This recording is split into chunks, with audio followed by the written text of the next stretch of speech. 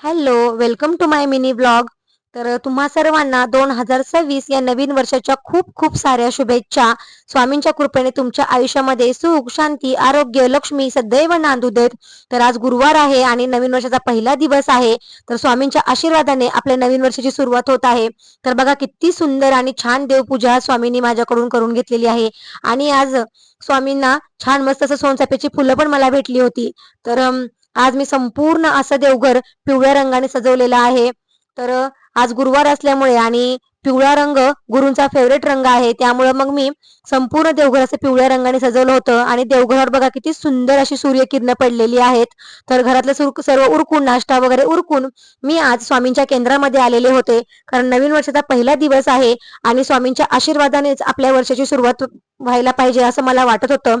मग मी केंद्रामध्ये आले माझ्या मुलाला घेऊन. तर तिथे आल्यानंतर नुकतीच आरती पार पडली होती. त्यानंतर मी औदुंबरला प्रदक्षिणा घातल्या आणि इथं बघा मी दर्शनासाठी लाईनीमध्ये लागलेली आहे.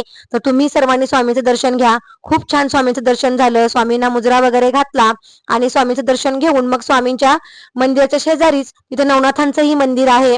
तर इथं मी नवनाथांचाही आशीर्वाद घेतला, दत्तगुरूंचा आशीर्वाद घेतला आणि त्यानंतर मग घरी आले. जवळजवळ 1-1.5 तासांनी आम्ही घरी आलो होतो. तर घरातील सर्व मग कामे रोजची उरकली आणि त्यानंतर मग स्वयंपाकाची तयारी केलेली होती. तर आज नवीन वर्षाचा पहिला दिवस असल्यामुळे थोडंसं स्पेशल जेवण बनवायचं होतं आणि स्वामींना नैवेद्य पण दाखवायचा होता. म्हणून मग मी आज पनीरची भाजी, लच्छा पराठा आणि शेवयाची खीर केली होती गोडामध्ये.